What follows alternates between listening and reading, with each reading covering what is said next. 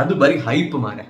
ಒಬ್ಬೊಬ್ಬ ಇನ್ಫ್ಲೂಯೆನ್ಸರ್ಸ್ಗೆ 15,000-20,000 ಕೊಟ್ಟು ಕಳಿಸಿದ್ದಾರೆ. ಅವರಿಂದಾಗಿ ಇವರು ಉದ್ಧಾರದ್ದು. ಅದಕ್ಕಿಂತ ಚೆನ್ನಾಗಿರುವ 10 ಜಾಗ ಬೆಂಗಳೂರಲ್ಲೇ ಇದೆ, ನಾನು ನಿಮಗೆ ತೋರಿಸ್ತೀನಿ. ಇದು ರಾಮೇಶ್ವರಂ ಕೆಫೆ ಬಗ್ಗೆ ಜನರನ್ನ ಕೇಳಿದಾಗ ಬರುವಂತಹ ಒಂದಿಷ್ಟು ನೆಗೆಟಿವ್ ಕಮೆಂಟ್ಗಳ ಝಲಕ್. ಆದ್ರೆ ಈ ನೆಗೆಟಿವ್ ಕಮೆಂಟ್ ನ ಹೊರತಾಗಿಯೂ ಕೂಡ ರಾಮೇಶ್ವರಂ ಕೆಫೆ ಒಂದು ಅತ್ಯಂತ ದೊಡ್ಡ ಮಟ್ಟಿನ ಸಕ್ಸಸ್ ಅನ್ನ ಇವತ್ತು ಹೊಂದಿದೆ. 2021ರಲ್ಲಿ ಶುರುವಾದಂತಹ ಈ ರೆಸ್ಟೋರೆಂಟ್ ಇವತ್ತು ಬೆಂಗಳೂರಿನಲ್ಲೇ 4 ಜಾಗದಲ್ಲಿದೆ. ದುಬೈ, ಹೈದರಾಬಾದ್ಗೆ ಎಕ್ಸ್ಪಾನ್ಷನ್ ಮಾಡುವಂತಹ ಆಲೋಚನೆಯನ್ನ ಅವರು ಮಾಡ್ತಾ ಇದ್ದಾರೆ. ಹಾಗಿದ್ರೆ ಈ ರೆಸ್ಟೋರೆಂಟ್ ಬರೀ ಹೈಪ್ ಮಾತ್ರನಾ, ಅಥವಾ ಈ ರೆಸ್ಟೋರೆಂಟ್ ನ ಯಶಸ್ಸಿನ ಹಿಂದೆ ನೀವು ಫಾಲೋ ಮಾಡಬಹುದಾದಂತಹ ಬಿಸ್ನೆಸ್ ಟ್ಯಾಕ್ಟಿಕ್ಸ್, ಬಿಸ್ನೆಸ್ ಲರ್ನಿಂಗ್ಸ್ ಇದ್ದಾವ? ಇವರು ಫಾಲೋ ಮಾಡಿದಂತಹ ಆ ಪ್ರಿನ್ಸಿಪಲ್ಗಳು ಯಾವುದು? ನಾವು ಅದನ್ನ ಫಾಲೋ ಮಾಡಿದ್ರೆ ಯಶಸ್ಸು ನಮ್ಮದಾಗುತ್ತಾ? ಎಲ್ಲವನ್ನ ಇವತ್ತಿನ ವಿಡಿಯೋದಲ್ಲಿ ನೋಡುವ ಪ್ರಯತ್ನವನ್ನ ಮಾಡೋಣ. ನಾನು ನಿಮ್ಮ ಆಶೀಶ್. ಈ ವಿಡಿಯೋಗೆ ನಿಮ್ಗೆ ಸ್ವಾಗತ. ಮೊಟ್ಟ ಮೊದಲಿಗೆ ನೋಡ್ಬೇಕಾಗಿರೋದು ರಾಮೇಶ್ವರಂ ಕೆಫೆ ಶುರುವಾಗಿದ್ದು ಹೇಗೆ ಅನ್ನೋದನ್ನ.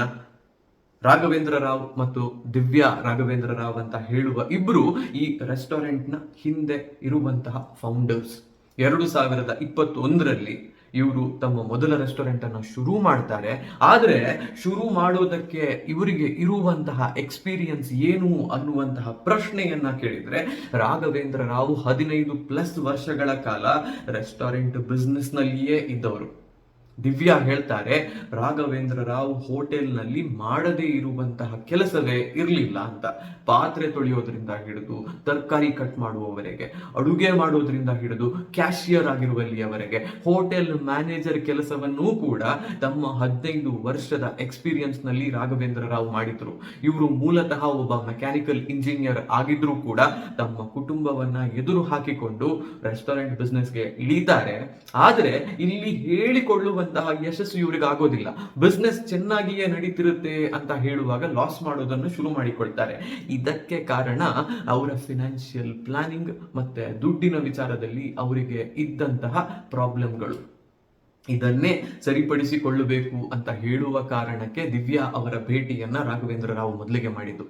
ದಿವ್ಯಾ 10 ವರ್ಷಗಳ ಕಾಲ ಪ್ರಾಕ್ಟೀಸ್ ಮಾಡುವಂತಹ ಒಬ್ಬ ಚಾರ್ಟರ್ಡ್ ಅಕೌಂಟೆಂಟ್ ಆಗಿದ್ರು. ಒಳ್ಳೆಯ ಬಿಸ್ನೆಸ್ ಅನ್ನ, ಒಳ್ಳೆಯ ಕಸ್ಟಮರ್ ಬೇಸ್ ಅನ್ನ ಹೊಂದಿದ್ರು. 2019ರಲ್ಲಿ ಅವರ ಬದುಕನ್ನು ಬದಲಾಯಿಸುವಂತಹ ಒಂದು ನಿರ್ಧಾರವನ್ನ ಅವರು ತಗೋತಾರೆ. IIM ಅಹಮದಾಬಾದ್ಗೆ ಅವರು ಪೋಸ್ಟ್ ಗ್ರಾಜುಯೇಟ್ ಡಿಗ್ರಿಯೊಂದನ್ನ ಪಡೆಯೋದಕ್ಕೆ ಹೋಗ್ತಾರೆ ಬಿಸ್ನೆಸ್ ಮತ್ತು ಫಿನಾನ್ಸ್ ನಲ್ಲಿ. ಇಲ್ಲಿ ಕೇಸ್ ಸ್ಟಡಿಗಳನ್ನ ಮಾಡ್ತಾ ಇರ್ಬೇಕಾದ್ರೆ ಲೆಕ್ಚರರ್ ಒಬ್ರು ಹೇಳ್ತಾರೆ, ಅಮೆರಿಕನ್ ಬ್ರ್ಯಾಂಡ್ ಗಳನ್ನ ನೋಡಿ, ಮೆಕ್ಡೊನಾಲ್ಡ್ಸ್ ಇದೆ, ಡಾಮಿನೋಸ್ ಇದೆ, KFC ಇದೆ, ಬೇಕಾದಷ್ಟು ಫುಡ್ ಚೈನ್ ಬಿಸ್ನೆಸ್ ಗಳನ್ನ ಜಗತ್ತಿನಾದ್ಯಂತ ಬೆಳೆಸುವಂತಹ ಕ್ಷಮತೆಯನ್ನ ಅವರು ಹೊಂದಿದ್ದಾರೆ. ನಾವು ಭಾರತೀಯರು ವೇಸ್ಟ್, ನಮ್ಗೆ ಇದ್ಯಾವುದನ್ನು ಮಾಡೋದಕ್ಕೆ ಬರೋದಿಲ್ಲ ಅಂತ. ಇದು ದಿವ್ಯಾ ಅವರ ಮನಸ್ಸಿಗೆ ನಾಟುತ್ತೆ. ಭಾರತೀಯರಾಗಿ ನಮ್ಗೆ ಒಂದು ಸಕ್ಸೆಸ್ಫುಲ್ ಫುಡ್ ಚೈನ್ ಬಿಸ್ನೆಸ್ ಅನ್ನ ಮಾಡೋದಕ್ಕೆ ಸಾಧ್ಯ ಇಲ್ವಾ? ನನಗೆ ಒಂದು ಅವಕಾಶ ಸಿಕ್ಕಿದ್ರೆ ಸೌತ್ ಇಂಡಿಯನ್ ಕ್ಯುಸೀನ್ ಅನ್ನ ಜಗತ್ತಿನಾದ್ಯಂತ ಪರಿಚಯಿಸುವ ಪ್ರಯತ್ನವನ್ನ ನಾನು ಖಂಡಿತ ಮಾಡ್ತೀನಿ ಅಂತ ಅವರು ನಿರ್ಧಾರ ಹಾಕಿರ್ತಾರೆ.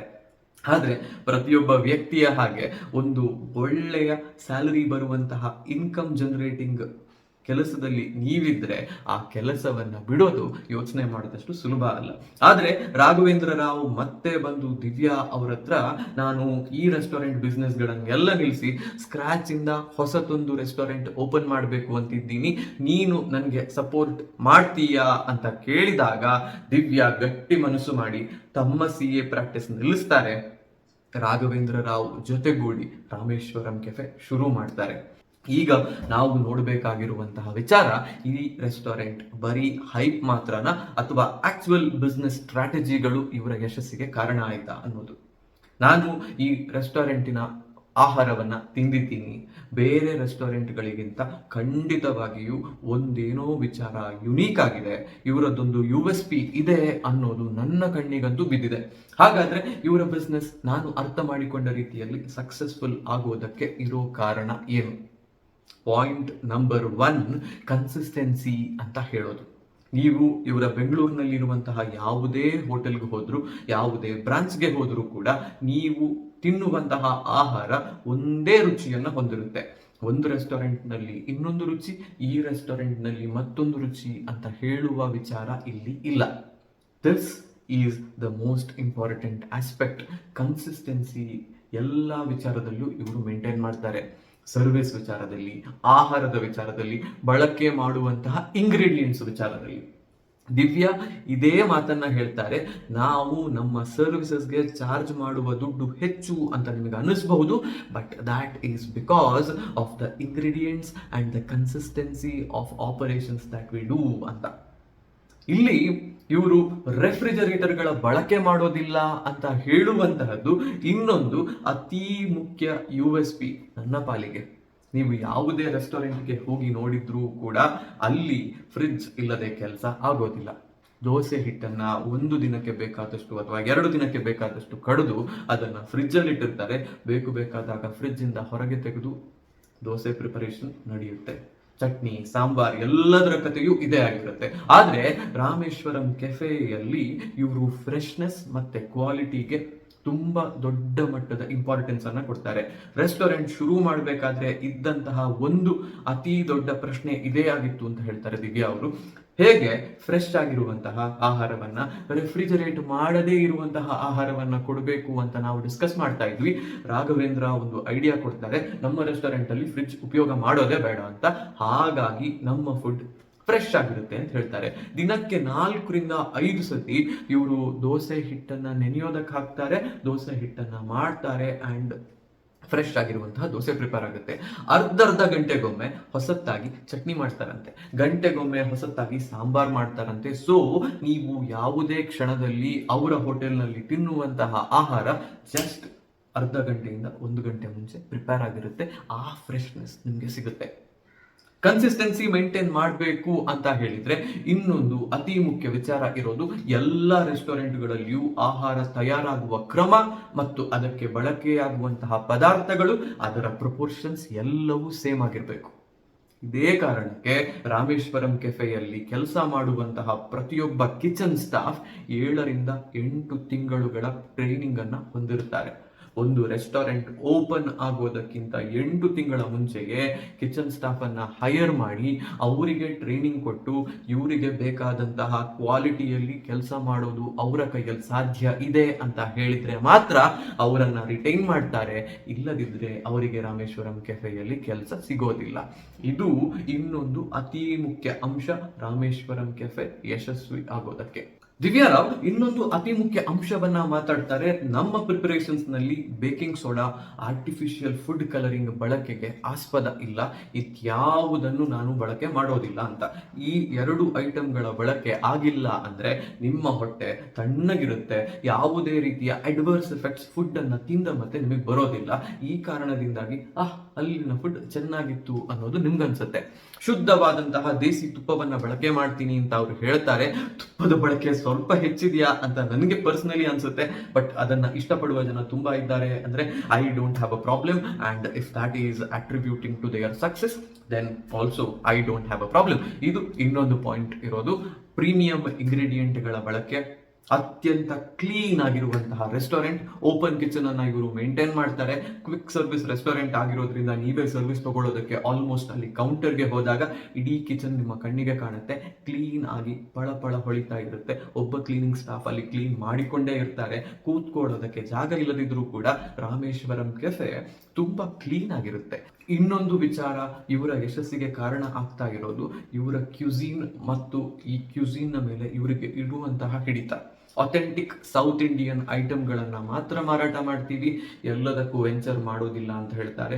ದೋಸೆ, ಇಡ್ಲಿ, ಪುಳಿಯೋಗರೆ, ಪೊಂಗಲ್ ಈ ರೀತಿಯ ಆಹಾರವನ್ನ ಪ್ರಿಪೇರ್ ಮಾಡ್ತಾರೆ. ಇದಕ್ಕಿಂತ ಹೊರಗೆ ವೆಂಚರ್ ಔಟ್ ಮಾಡೋದಿಲ್ಲ.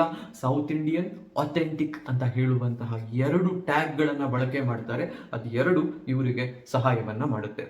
ಇನ್ನೊಂದು ಅತಿ ಮುಖ್ಯವಾದಂತಹ ಅಂಡ್ ನಾನು ಮೊದಲಿಗೆ ಹೇಳಿದಂತಹ ವಿಚಾರ, ಮಾರ್ಕೆಟಿಂಗ್ ಮತ್ತು ಇನ್ಫ್ಲೂಯೆನ್ಸರ್ಗಳ ಬಳಕೆ.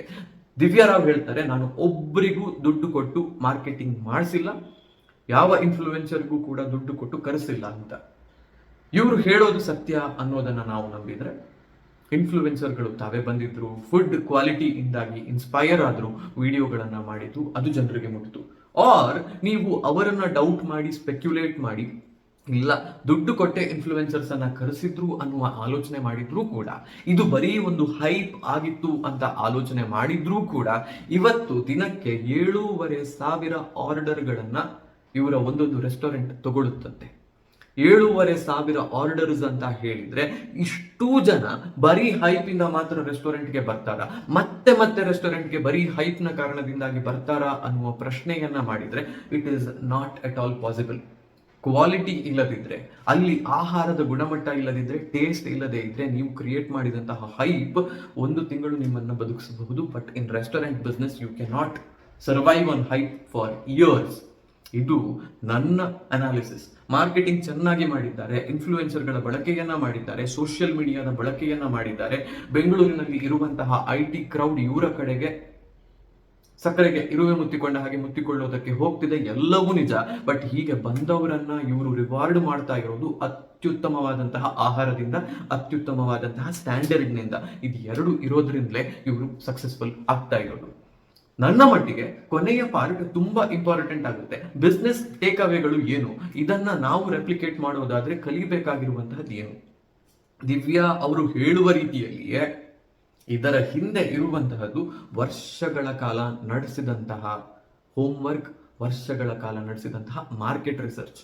ಯಾವುದೇ ಬಿಸ್ನೆಸ್ಗೆ ಇಳಿತೀರಾ ಅಂದ್ರೆ ಇಳಿಯೋದಕ್ಕಿಂತ ಮುಂಚೆ ಎಷ್ಟು ಸಾಧ್ಯವೋ ಅಷ್ಟು ರಿಸರ್ಚ್ ಮಾಡಿ, ಪಾಸಿಟಿವ್ಸ್, ನೆಗೆಟಿವ್ಸ್, ಚಾಲೆಂಜಸ್ ಏನು ಬರಬಹುದು ಎಲ್ಲವನ್ನ ಅನಲೈಸ್ ಮಾಡಿ ಮತ್ತೆಯೇ ಬಿಸ್ನೆಸ್ ಮಾಡೋದಕ್ಕೆ ಇಳಿರಿ. ನೇರವಾಗಿ ಒಂದು ದಿನ ಆಲೋಚನೆ ಮಾಡಿ ಬಿಸ್ನೆಸ್ಗೆ ಹೋಗ್ತೀರಾ ಅಂದ್ರೆ ಅಲ್ಲಿ ಯಶಸ್ಸಿಗಿಂತ ಫೇಲ್ಯೂರ್ ಬರುವಂತಹ ಸಾಧ್ಯತೆ ಹೆಚ್ಚು. 2ನೆಯ ಪಾಯಿಂಟ್, 700 ಸ್ಟಾಫ್ಗಳನ್ನ ಬೆಂಗಳೂರಿನಲ್ಲಿ ಇಟ್ಕೊಂಡು ಅವರ ಜೊತೆ ಕೆಲಸ ಮಾಡ್ತಾರೆ ದಿವ್ಯಾರಾವ್. ಇಷ್ಟು ಜನರನ್ನ ಮತ್ತು ಇಷ್ಟು ಜನರ ಬಿಸ್ನೆಸ್ ಅನ್ನ ನಡೆಸಬೇಕು ಅಂತ ಹೇಳಿದ್ರೆ ಒಂದು ಅದ್ಭುತವಾದಂತಹ ಟೀಮ್ ಬೆಳೆಸೋದು, ಒಂದು ಅದ್ಭುತವಾದಂತಹ ಟೀಮ್ನ ರೆಸ್ಪೆಕ್ಟ್ ಮತ್ತೆ ಕಾನ್ಫಿಡೆನ್ಸ್ ಅನ್ನ ಗಿಟ್ಟಿಸಿಕೊಳ್ಳುವುದು ತುಂಬಾ ಮುಖ್ಯ ಆಗುತ್ತೆ. ನಿಮ್ಮ ಟೀಮ್ನ ಆಯ್ಕೆಯನ್ನ ನೀವು ಹೇಗೆ ಮಾಡ್ತೀರಾ, ನಿಮ್ಮ ವ್ಯಾಲ್ಯೂಸ್ಗೆ ನಿಮ್ಮ ಜೊತೆ ಕೆಲಸ ಮಾಡುವವರ ವ್ಯಾಲ್ಯೂಸ್ ಮ್ಯಾಚ್ ಆಗುತ್ತೆ ಅಂದ್ರೆ ಮಾತ್ರ ಈ ರೀತಿಯ ಯಶಸ್ಸು ಬರೋದಕ್ಕೆ ಸಾಧ್ಯ ಇರುವಂತಹದ್ದು. ಹಾಗಾಗಿ ನಿಮ್ಮ ಟೀಮ್ ಯಾವ ರೀತಿಯಲ್ಲಿ ಇರುತ್ತೆ ಅನ್ನೋದನ್ನು ಕೂಡ ನೀವು ತುಂಬಾ ಕೇರ್ಫುಲ್ ಆಗಿ ಆಲೋಚನೆ ಮಾಡಿ ಡಿಸೈಡ್ ಮಾಡಬೇಕು. ಹೀಗೆ ಡಿಸೈಡ್ ಮಾಡಿದಂತಹ ಟೀಮ್ಗೆ ವರ್ಕ್ ಅನ್ನ ಡೆಲಿಗೇಟ್ ಮಾಡೋದು, ಯಾರ್ಯಾರ ರೆಸ್ಪಾನ್ಸಿಬಿಲಿಟಿ ಏನು ಅನ್ನೋದನ್ನ ಕ್ಲಿಯರ್ ಕಟ್ ಆಗಿ ಹೇಳೋದು, ಅದನ್ನ ಅವರಿಗೆ ಅರ್ಥ ಮಾಡಿಸೋದು. ಈ ರೆಸ್ಟೋರೆಂಟ್ ಅವರದ್ದು, ಅದರ ಯಶಸ್ಸು ಅವರ ಯಶಸ್ಸಾಗುತ್ತೆ ಅನ್ನುವ ಗ್ಯಾರಂಟಿ ಮತ್ತು ಕಾನ್ಫಿಡೆನ್ಸ್ ಅವರಿಗೆ ಕೊಡೋದು. ಇದು ಕೂಡ ನೀವು ಮಾಡಬೇಕಾಗಿರುವಂತಹ ಕೆಲಸ. Social media marketing, influencer marketing ಮಾಡೋದು ತಪ್ಪಲ್ಲ, ಅದನ್ನ ಮಾಡಬೇಕು. ಮಾಡಿದ ಮತ್ತೆ ಕ್ವಾಲಿಟಿಯನ್ನು ಮೇಂಟೈನ್ ಮಾಡಬೇಕು. ಒಂದು ಸತಿ ಬಿಸ್ನೆಸ್ ಶುರು ಮಾಡಿ, ಒಂದು ಸತಿ ಹೈಪ್ ಕೊಟ್ಟು ಮತ್ತೆ ನೀವು ಕ್ವಾಲಿಟಿ ಕೊಡೋದು ಸಾಧ್ಯ ಇಲ್ಲ. ನಿಮ್ಮ ಕೆಲಸ ಮಾಡ್ತಾ ಇರುವವರು ಜನರನ್ನ ನೋಡಿ ಸಿಡಿಮಿಡಿಗೊಳ್ತಾರೆ, ನಗುಮುಖದಿಂದ ಅವರಿಗೆ ಸರ್ವಿಸ್ ಮಾಡೋದು ಸಾಧ್ಯ ಇಲ್ಲ ಅಂತ ಹೇಳಿದ್ರೆ ನಿಮ್ಗೆ ಬಿಸ್ನೆಸ್ ಮುಂದುವರಿಸೋದು ಕಷ್ಟ ಆಗುತ್ತೆ. ಅದು ಕೂಡ ರಾಮೇಶ್ವರಂ ಕೆಫೆ ಅಂತಹ ಬಿಸ್ನೆಸ್ ಬೆಳಗ್ಗೆ 5 ಗಂಟೆಗೆ ಶುರುವಾಗಿ ರಾತ್ರಿ 1 ಗಂಟೆಯ ತನಕ ಆಪರೇಷನ್ಸ್ ನಡೆಸಬೇಕಾದ್ರೆ ಕಸ್ಟಮರ್ ಸ್ಯಾಟಿಸ್ಫ್ಯಾಕ್ಷನ್ ತುಂಬಾ ಮುಖ್ಯ ಆಗುತ್ತೆ. ಜನರನ್ನ ನಗುಮುಖದಿಂದ ಸ್ವಾಗತಿಸಿ ಅವರಿಗೆ ಬೇಕಾದದ್ದನ್ನ ಕೊಡುವಂತಹ ಕೆಲಸಗಾರರನ್ನ ಹೊಂದೋದು ಅಂಡ್ ಅವರಿಗೆ ಸರಿಯಾದ ಟ್ರೈನಿಂಗ್ ಕೊಡೋದು, ಇದು ಮುಖ್ಯ ಆಗುತ್ತೆ. This again is a take away from Rameshwaram cafe use case. ಕೊನೆಯ ಮತ್ತು ತುಂಬಾ ಮುಖ್ಯವಾದಂತಹ ಪಾಯಿಂಟ್, ಫಿನಾನ್ಷಿಯಲ್ ಪ್ಲಾನಿಂಗ್ ಮತ್ತೆ reinvesting of profits. Rameshwaram cafe 1 restaurant ಇದ್ದಿದ್ದು ಇವತ್ತು 4 ರೆಸ್ಟೋರೆಂಟ್ ಆಗಿದೆ. ದುಬೈನಲ್ಲಿ 5ನೇ ರೆಸ್ಟೋರೆಂಟ್ ಓಪನ್ ಆಗ್ತಾ ಇದೆ.